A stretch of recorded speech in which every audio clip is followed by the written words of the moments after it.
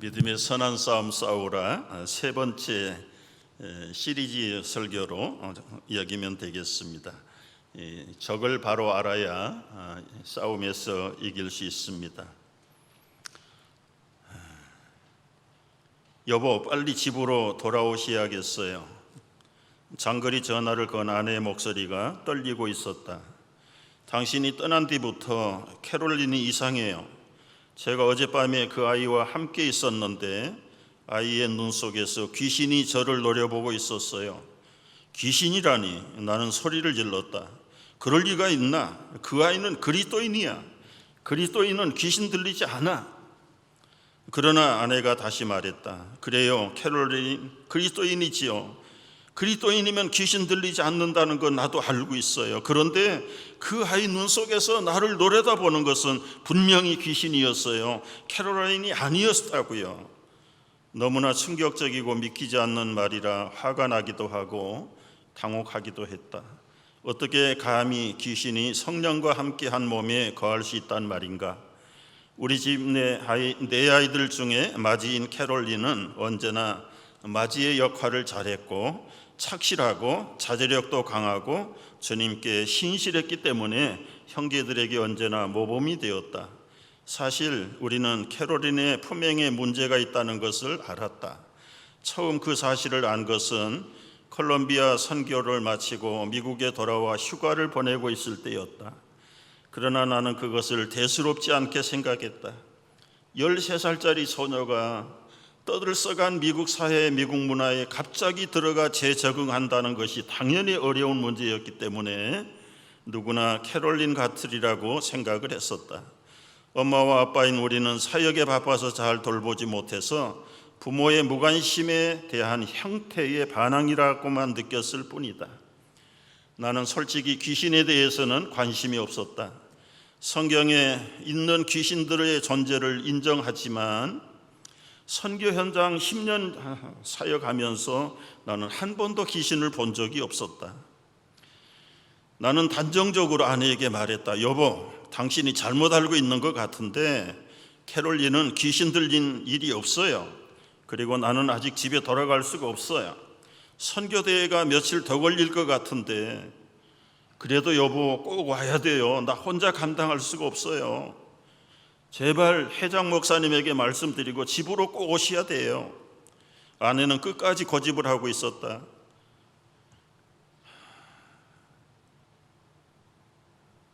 아내의 간곡한 그리고 황당한 부탁에 저는 캘리포니아 북쪽에서 LA 집이 있는 데까지 7시간을 운전을 하면서 내려갔다. 집에 도착했을 때는 깊은 밤중이었고 캐롤린은 깊은 잠에 빠져 있었다. 나는 그의 방에 들어가서 자는 딸을 깨웠다.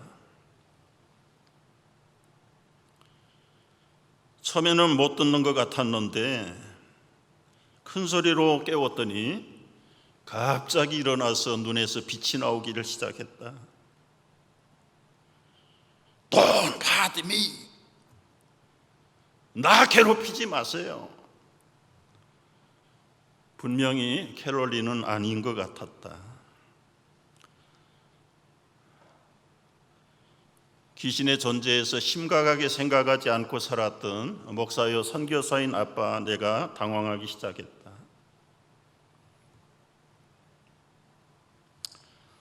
이 딸의 일이 계기가 되어서 내가 지금까지 믿고 사역해왔던 전통적인 귀신론에 대해서는 큰 변화가 일어났다. 단순히 성경에만 존재하는 귀신들이 우리의 자녀 속에 그리고 눈이 열리고 영의 세계가 보이면서 수많은 사람들이 귀신에게 사로잡혀 괴로움을 당하고 있다는 사실이 눈으로 확인되면서부터 내 신앙관은 바꿔지기 시작했다.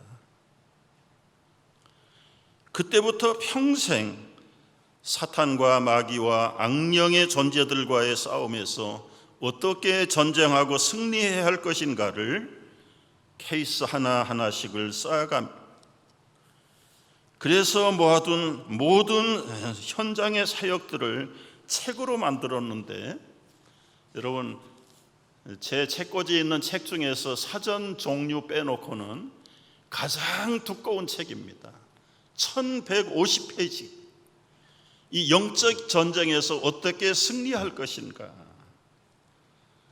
사실은 제가 이 책을 사놓고 수년 동안 펼쳐보지 않았어요.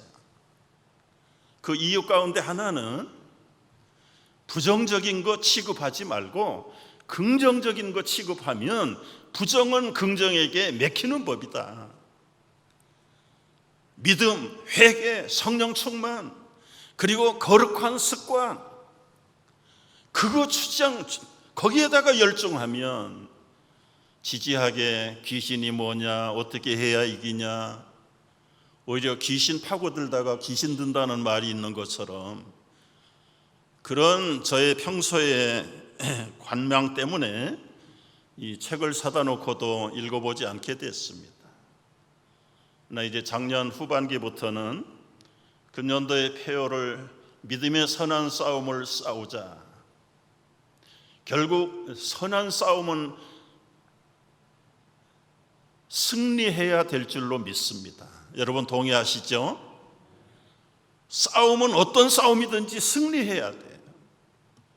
더더구나 믿음의 선한 싸움을 싸우기 위해서는 우리의 믿음의 대적이 누군가, 그들의 전술 전략이 뭔가, 우리는 어떻게 공격하고 어떻게 방어를 해야 할 것인가,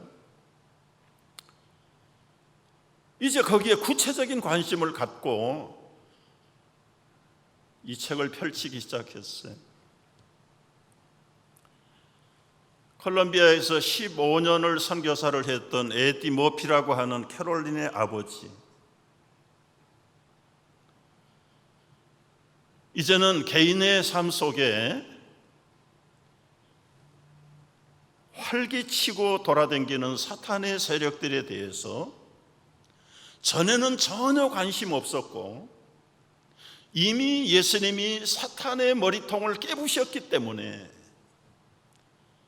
그 절개들은 대수롭지 않을 것이고, 제가 평소에 생각하고 있는 것처럼 성령 충만하고 성경 읽고 기도하고 바르게만 살면 얼마든지 마귀는 두려워할 것도 없고 우리가 신경 쓸 일도 없을 것이다라고 하는 평범한 생각이 무참하게 자기의 딸을 통해서 깨지면서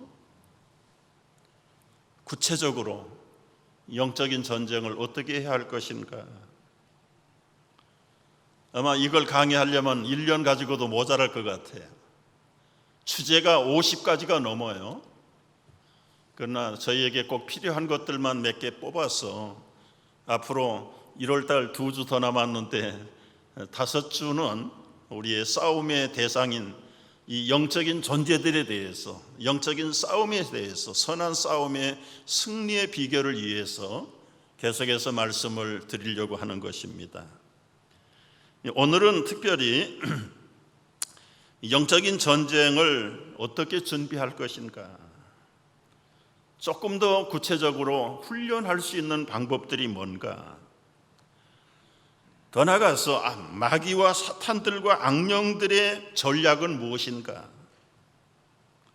어떻게 그리스도인들에게까지 침략을 하는가, 거기에 대해서 우리가 좀 말씀을 나누려고 합니다. 여러분, 첫 번째 우리 관심을 가지고 눈여겨봐야 될 대목은 우리 성도들의 대적은 누군가, 거꾸로 얘기하면 마귀의 대적은 누군가.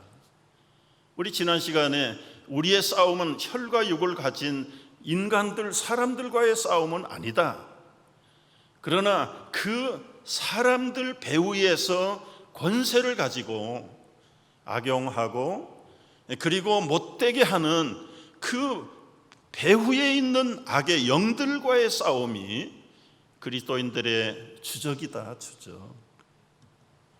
거꾸로 뒤집어서 사탄의 주적은 누구냐?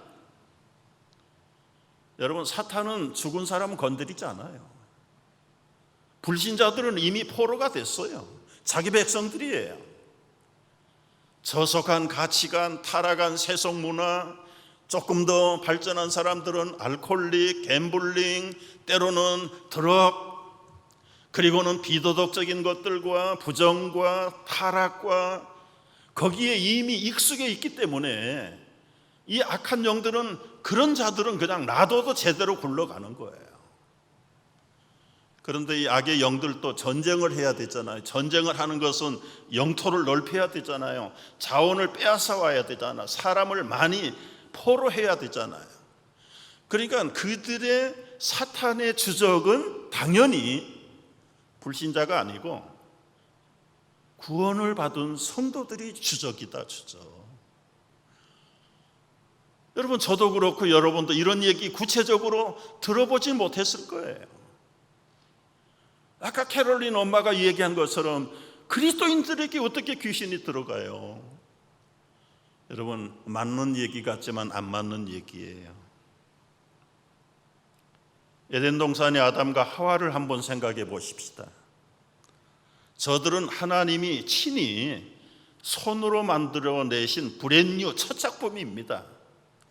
우리가 우리의 모양과 형상대로 아담과 하와를 말로 지은 게 아니에요. 손으로 다 빚어가지고, 그리고 그 코에다가 하나님의 성령, 하나님의 영을 불어넣어 주셨어요. 완전히 퍼펙트한 사람입니다. 하나님과 대화가 가능해요.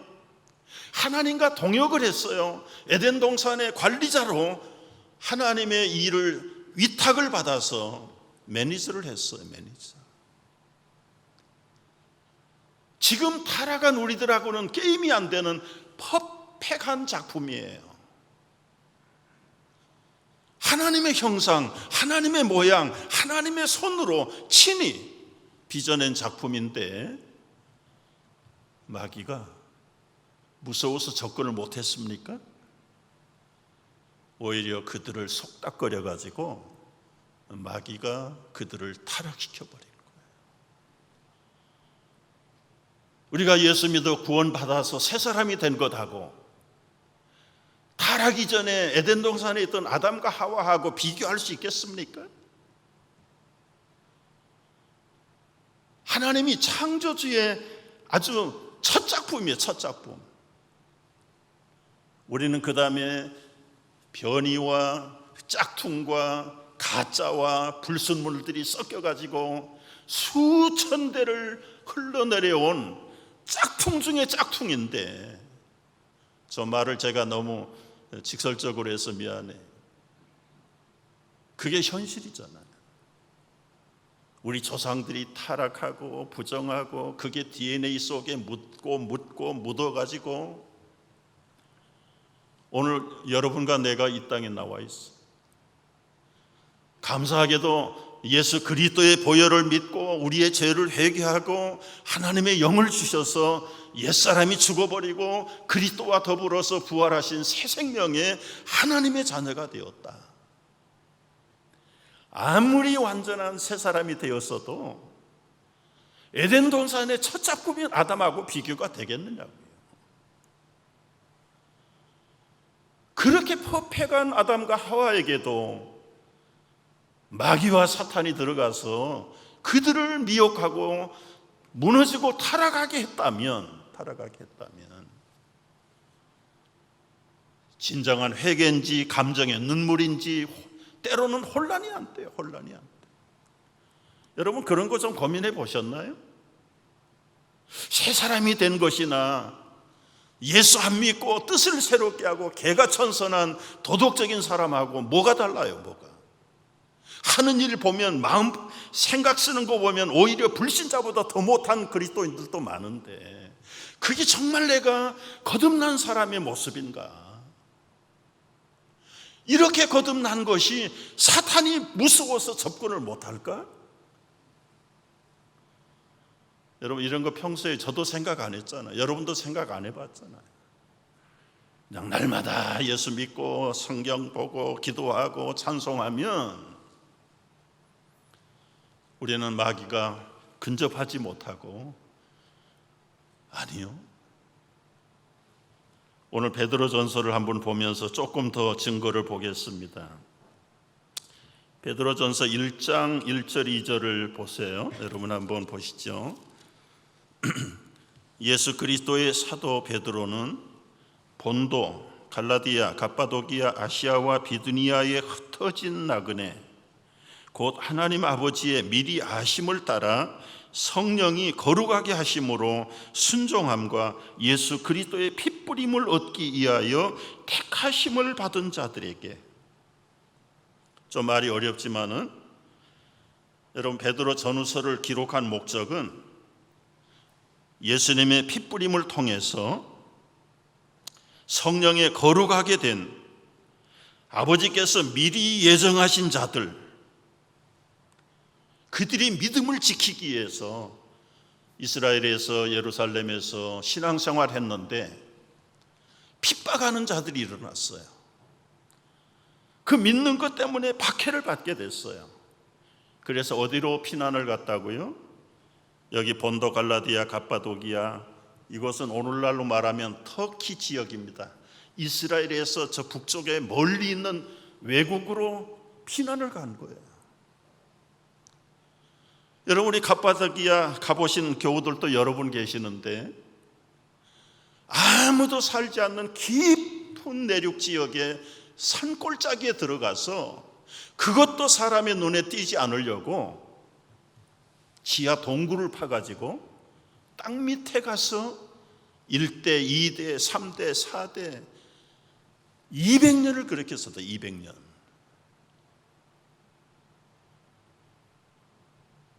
우리 그 갑바도기아 동굴 교회 가서 성찬식을 하는데요, 와, 가슴이 얼마나 뭉클뭉클한지 모르겠어.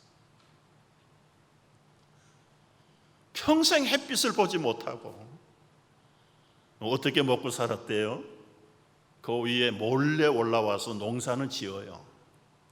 농사는 지고 사람이 보이지 않도록 비밀 통로를 만들어 가지고 숨어버려.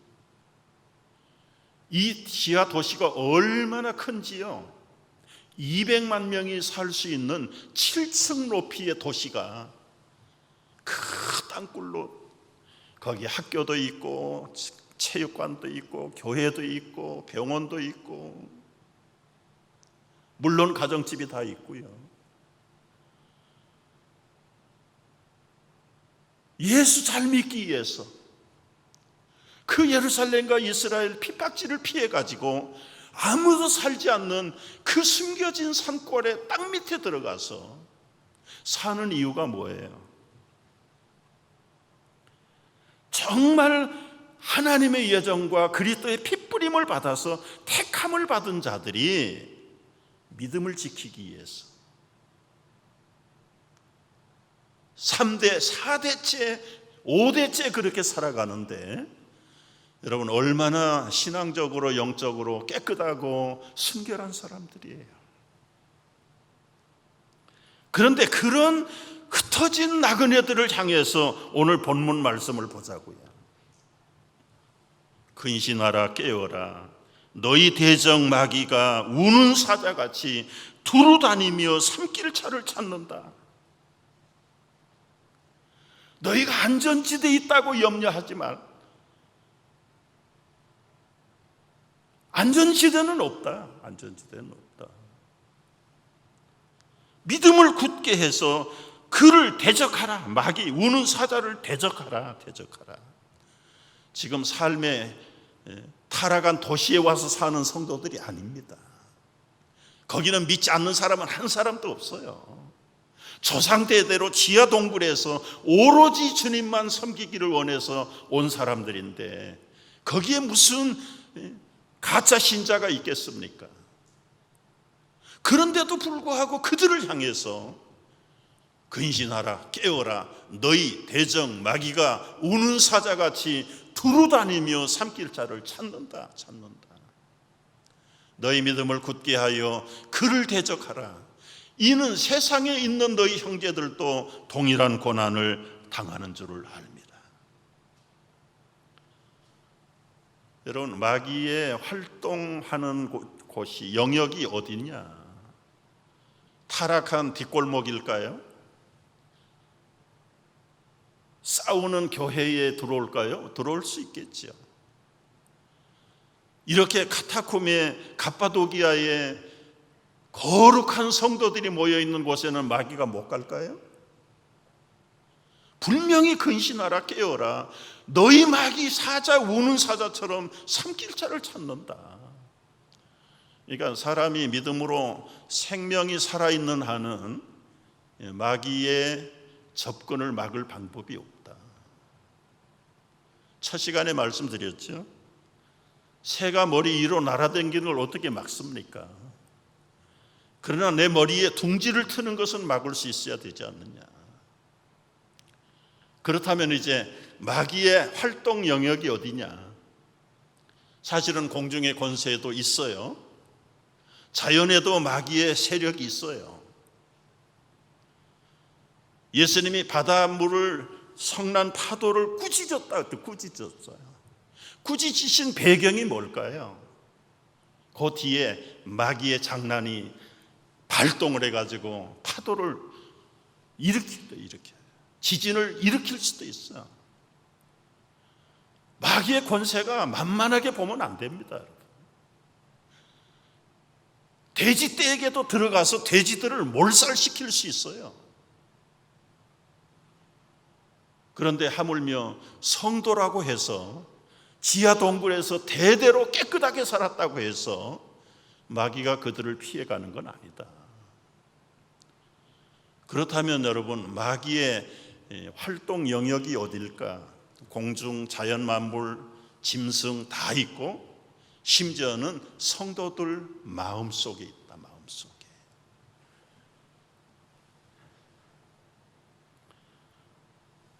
두 번째 우리가 생각해야 될 것은 마귀의 주요 요충지가 세 곳이에요. 세 곳. 마음과 생각, 우리의 감정과 태도 속에, 그리고 눈과 입, 육체 안에 밀착해 있어. 밀착. 어쩌면 같이 동거해. 바울은 갈라디아서에서 이 말을 옛사람으로 비유한 거예요. 우리가 새사람 예수 믿어서 새사람이 들어왔지만 마귀, 우리를 미혹하고 타락하게 했던 그 옛사람은 지금 떠나지 않고 같이 살아요. 같이 살아요.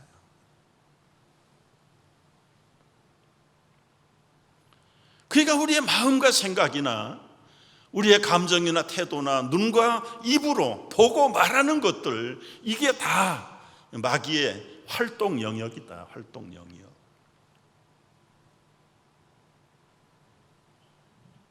그렇다면 성도가 불러야 될 노래가 뭘까요? 시편 19편 14절에 보면 내 입의 말과 마음의 묵상이 주님 앞에 연락되기를 원하나이다. 나의 입술의 모든 말과 나의 마음의 묵상이 주께 연락되기를 원하네. 이 찬송 얼마나 좋아요.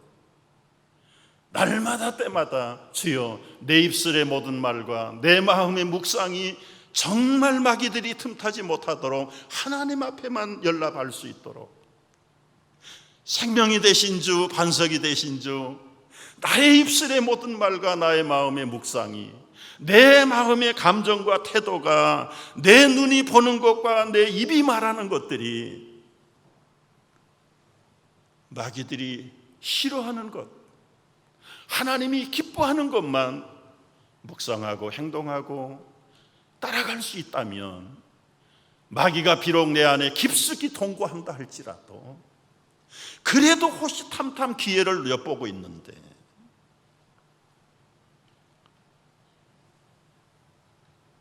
구체적으로 생각할 건 없어요. 다 지난주에 말씀드린 것이기 때문에 하나만, 여러분이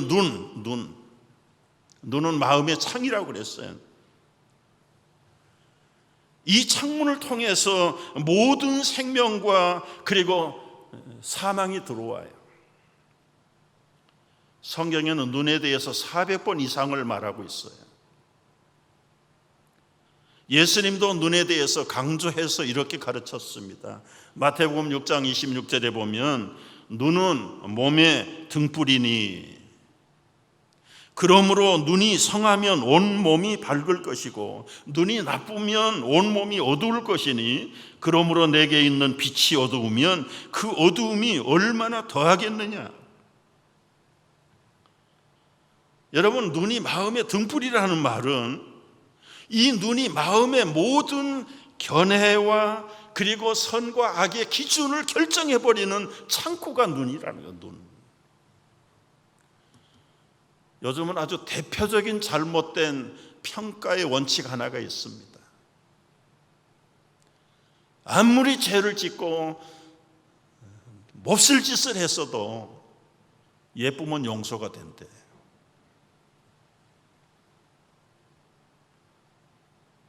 얼마나 이 가치 판단이 삐뚤어진 세상입니까? 눈이 일단 보면 다 좋은 거예요. 눈에 좋게 보이지 않으면 선한 사람도 없고. 이게 옳습니까? 벌써 세상 사람들의 눈이 전반적으로 타락을 해버린 거예요. 자기 심성의 요구대로 맞춰져 버리는 거죠.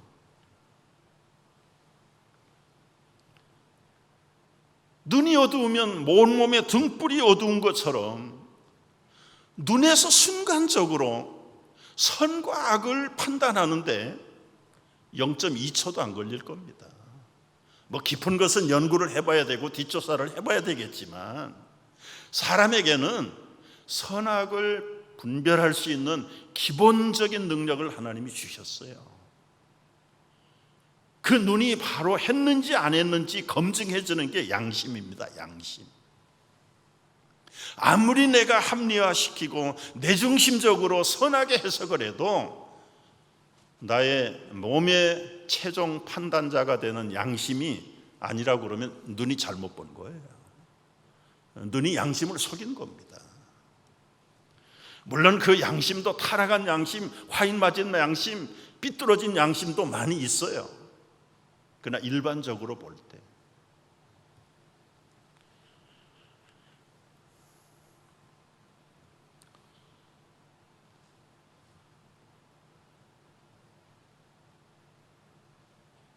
우리 매트 헨리라고 하는 주석가는 눈이 성하고 진실한 그리스도인이 되기 위해서 이런 비유를 들었어요. 외식하는 자는 설계처럼 높이 날아올 아주 공중의 왕처럼 허공을 다 차지하고 제일 높고 고상한 것처럼 날아다니는데 그 눈은 언제나 땅에 있는 먹거리에 꽂혀 있다. 기회만 있으면 쏜살같이 내려가서 그 먹거리를 잡으려고 하는 것이 그 솔개 독수리과의 모습이에요. 그러나 참된 그리스도인은 마치 종달새처럼 땅 아래 것들에 연연하지 아니하고 푸른 하늘에 자유롭게 날아가는 종달새 같은 그 깨끗한 마음, 깨끗한 삶의 처세, 그게 그리스도인들의 참모습이었다. 우리가 죄와 더불어서 먹고 마시지. 어떤 면에서는 타락한 정신 속에 함께 동거하고 사는 겁니다.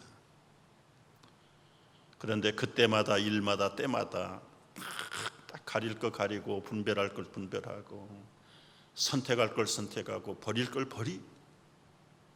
이게 둔해지기 시작하면 눈에서부터 이게 오류가 생기고 양심에서부터 착각이 일어나기 시작하면 본인도 느끼지 못하는 사이에 내 안에 있는 옛사람, 마귀, 사탄, 육체의 소욕이 성령의 소욕을 이기는 거예요. 정복해버리는 거예요.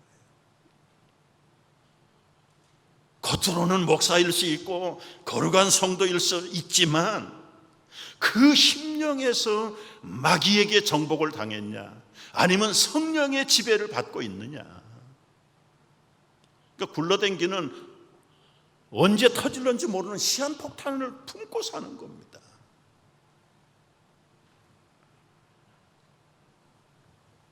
우리가 이런 영적인 조건 안에서 살아가는데 우리의 싸워야 될 싸움이 뭔지, 적이 누군지, 나는 어떻게 대비해야 되는지 전혀 생각 안 하고 그냥 습관 따라서 기도하고 교회 가고 찬송 부르고 그래만 가지고 고단자인 그 마귀의 괴계 앞에, 괴계라는 말이 무슨 뜻인지 모르지만 굉장히 좋은 단어 같아. 하여튼 마귀가 이 알아듣도록 말하지 않아요. 괴계라는 우리 말이 저는 정확하게 무슨 말인지 사실 몰라요. 근데 말 뜻이 괴계하잖아. 괴계하자. 우리 사람으로 하여금 마귀의 실체를 알게 되면 누가 마귀를 상대하겠어요? 여러분, 세 번째 마지막은 우리 마귀 사탄 공격 앞에서 그러면 우리가 어떻게 처세를 해야 할 것인가? 오늘 9절 말씀에 보면 너희는 믿음을 굳건하게 하여 대적하라. 그를 대적하라. 대적해야 됩니다. 어떻게 대적해야 되는가? 마귀가 싫어하는 일을 하면 되겠죠. 여러분, 이런 유머 아세요?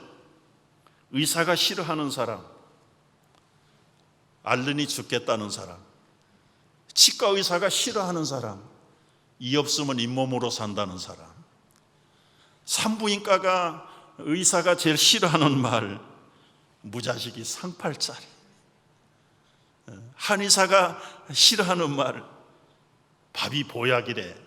밥만 잘 먹으면 한약방에 올 사람 한 사람도 없잖아요. 변호사가 싫어하는 말 아세요? 법이 없어도 살 사람입니다.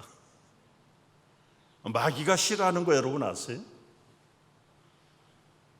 마귀가 싫어하는 것은 하나 빠졌네. 학원 강사가 싫어하는 거. 하나를 가르쳐주면 10개를 아는 학생 싫어한다. 여러분, 마귀가 싫어하는 게 뭔지 아세요? 예수의 피를 제일 싫어합니다. 예수의 이름을 높이고 예수의 보혈을 찬양하고 그리스도 안에서 새로운 피조물이 되었다라고 믿음으로 주님 앞에 날마다 더 가까이 나가는 사람을 일단 싫어해요. 두 번째는 기도하는 자를 싫어해요. 기도하는 자. 기도는 생명줄입니다. 기도하는 자에게 하나님이 가까이 하신다고 하셨습니다. 기도는 죽음 앞에서도 생명을 가져다 주는 채널이에요. 오른편의 강도가 대표적인 사람이에요. 마귀가 싫어하는 거 회개를 싫어해요. 엎어졌으면 엎어진 대로 그대로 있지 왜 돌아서냐? 못 돌아서게 꽉꽉 밟아야 되는 게 마귀의 술법이잖아요. 회개 못하도록 막아야 되잖아요. 양심을 더 굳세게 만들고 도덕의 수준을 더 낮춰서 합리화시켜주고 회개를 못하게 하는 건 마귀가 그거 좋아할 일이죠. 따라서 회개하는 사람 마귀가 싫어하는 거예요. 회개는 마귀를 유턴시키는 거니까, 마귀 앞에서 돌아서는 게 회개니까. 성령 충만한 자를 마귀가 싫어합니다. 성령이 오시면 사랑의 열매가 맺히지요. 성령이 충만하면 강하고 담대해지지요. 성령이 충만하면 예수를 위해서 죽을 믿음의 용기도 생겨납니다. 마귀가 싫어할 수밖에 없어요.